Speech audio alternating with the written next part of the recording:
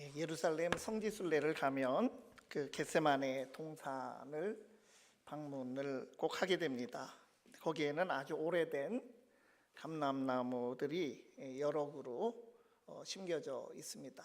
그 중에 아주 두꺼운 저 나무를 자료 사진으로 보여드리고 있는데 상당히 오래 이 나무가 산다고 그럽니다. 그때 성지 가이드를 하는 분들이 이 감람나무의 수명을 이 수령이 2000년이 넘는다 이렇게 말을 하고 예수님의 겟세마네 기도를 이 나무는 지켜봤을 것이다 이렇게 설명을 하기도 합니다. 그러면 순례객들이 참 많은 감동을 받기는 합니다. 그런데 사실 정확히 확인된 바는 없습니다.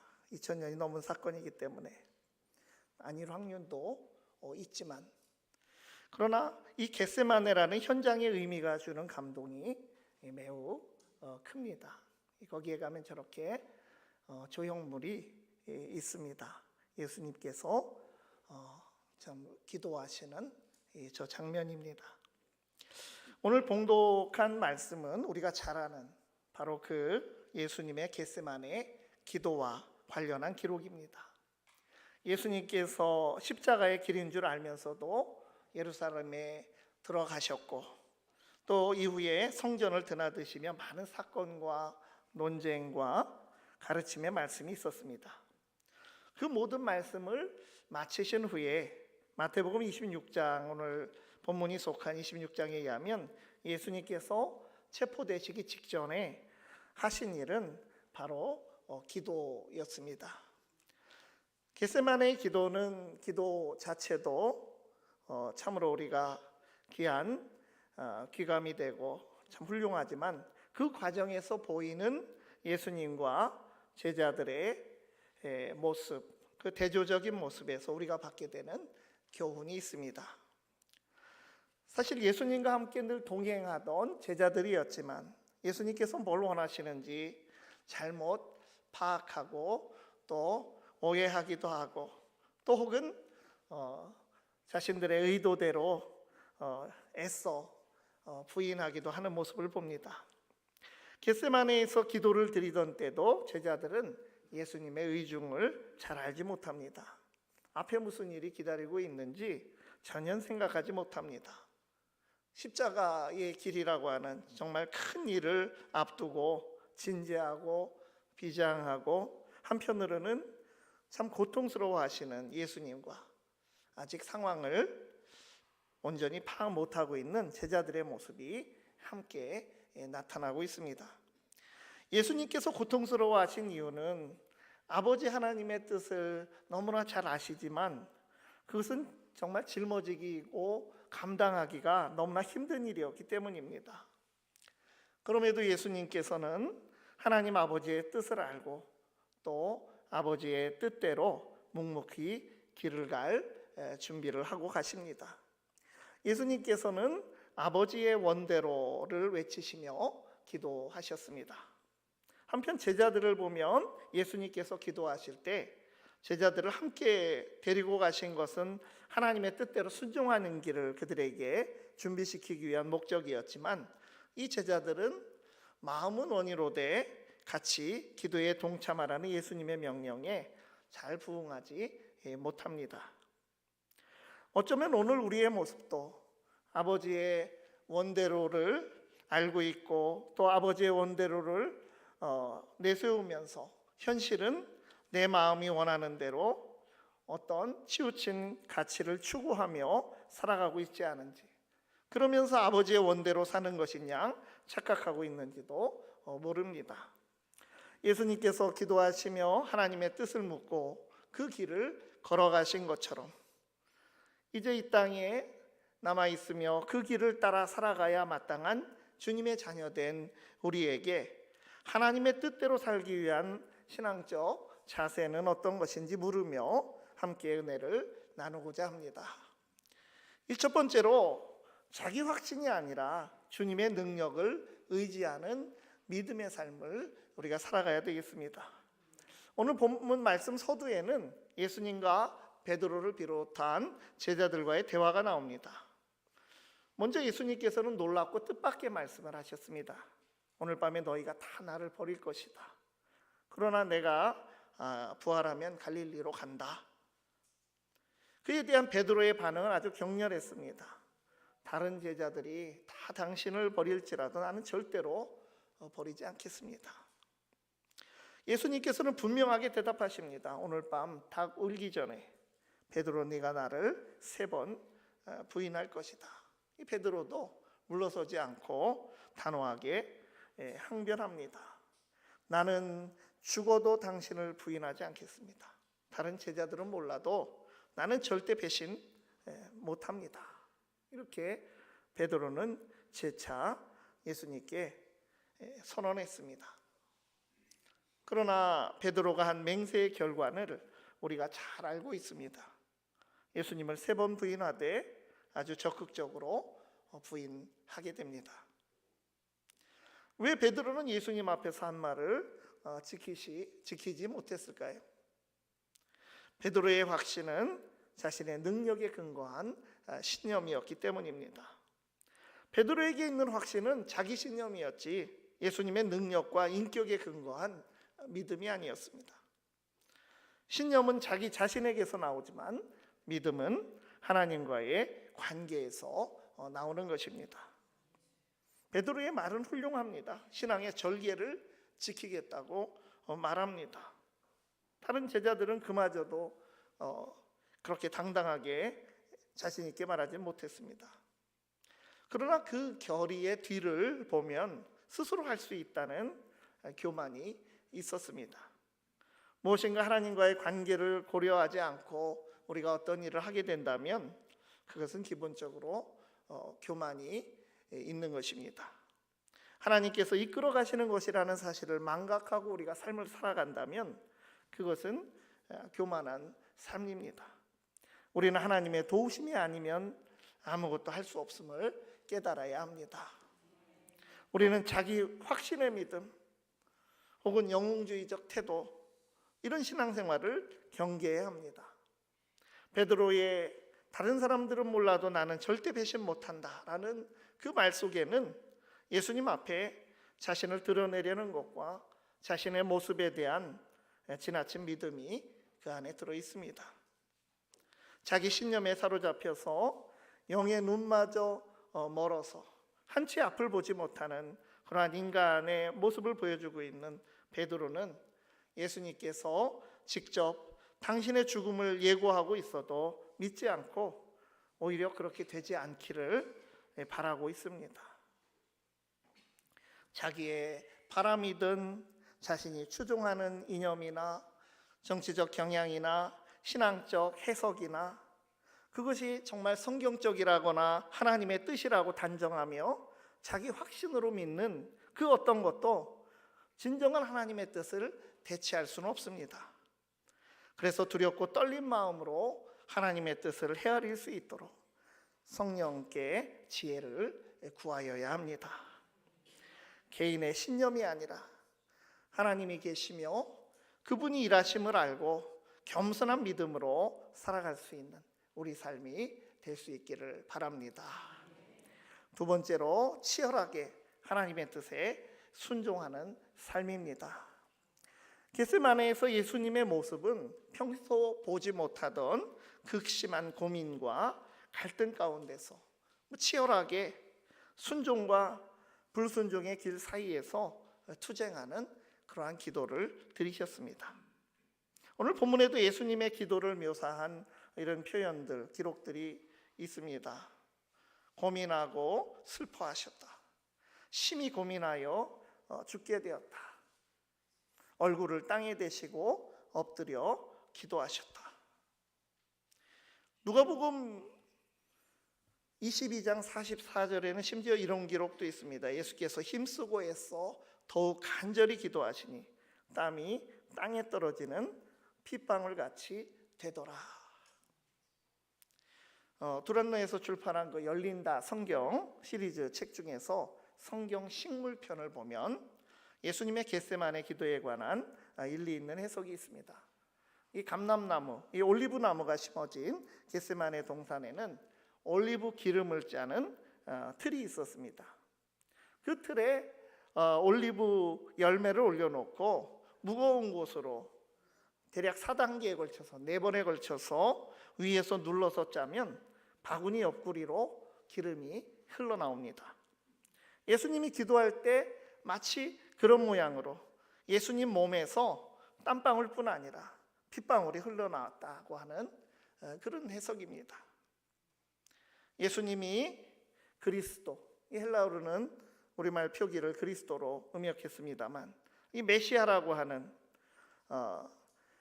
메시아로 이 땅에 오셨는데 기름 부음을 받은 자다라고 하는 그 의미를 가진 말입니다. 히브리어 메시아 마시아흐의 어원이 기름 붓다라는 마샤의에서 나온 말입니다.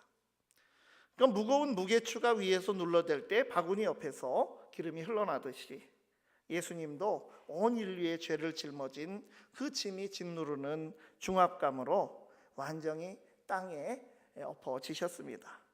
예수님의 얼굴은 완전히 땅에 떨어졌고 납작하게 땅에 눌린 예수님의 옆구리에서는 바구니 옆으로 올리브 기름이 흘러내리듯 땀방울이 핏방울처럼 흘러내렸다고 하는 것입니다.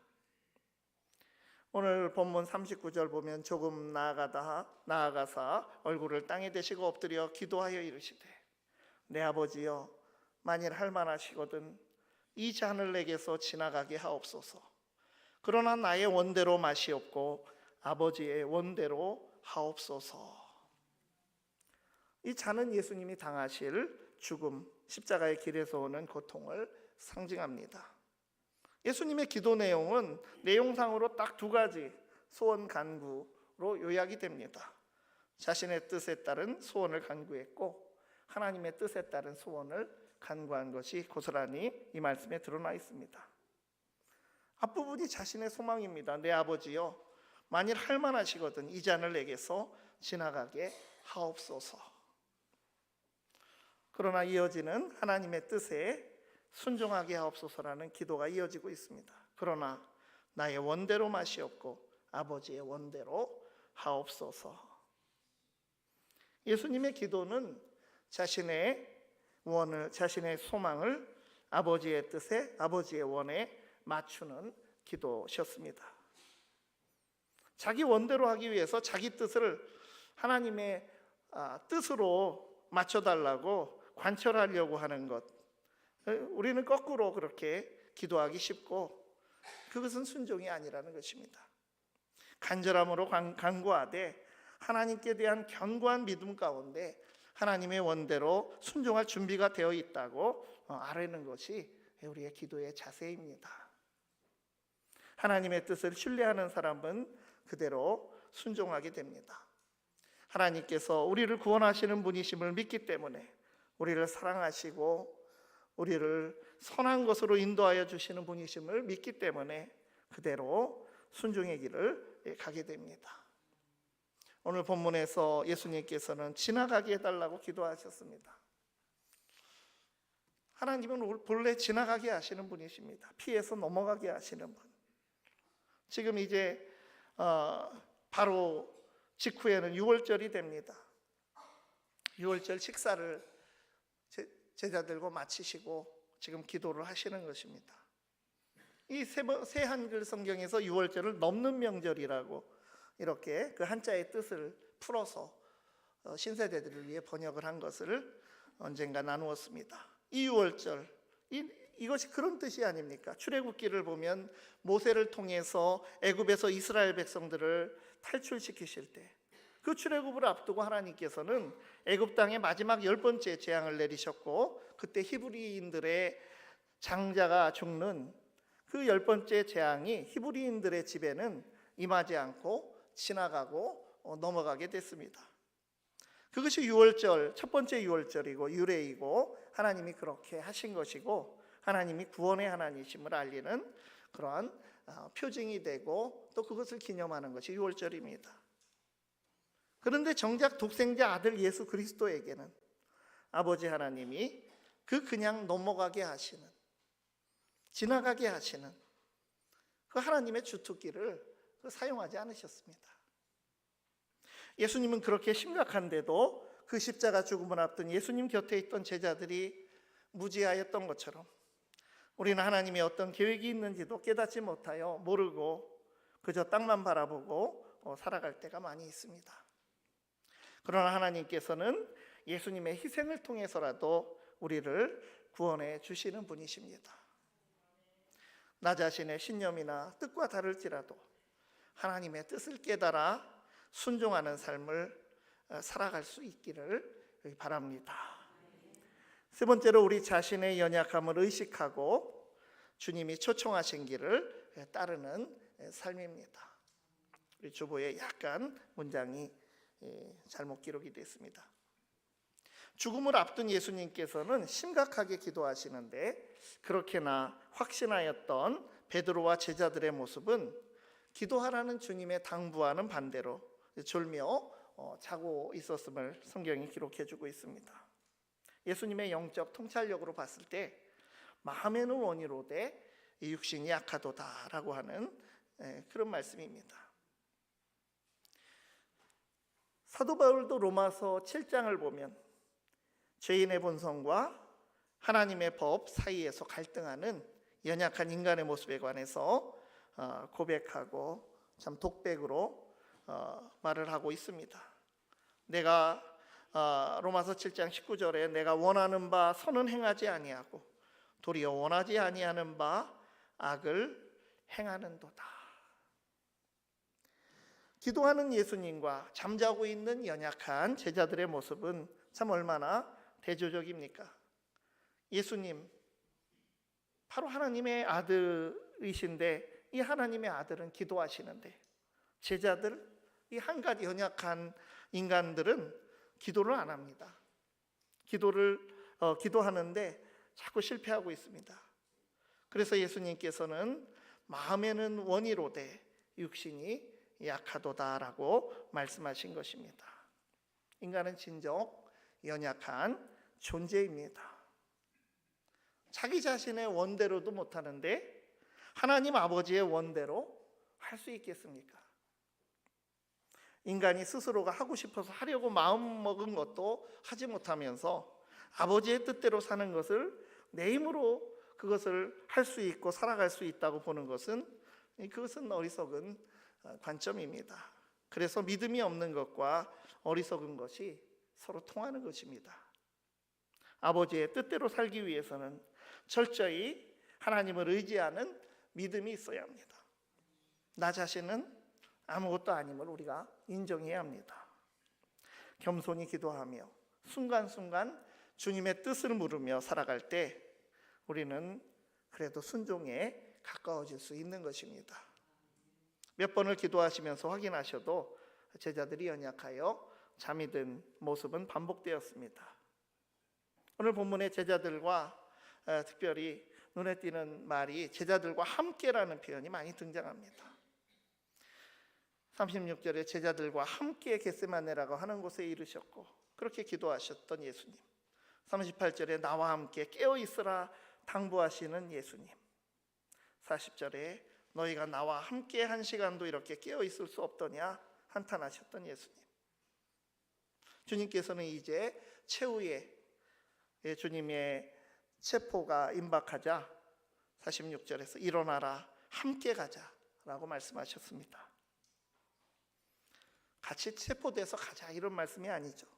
예수님이 걸어가신 그 삶의 길, 순종의 길, 하나님의 뜻을 이루는 길을 함께 걸어가자는 초청의 말씀입니다.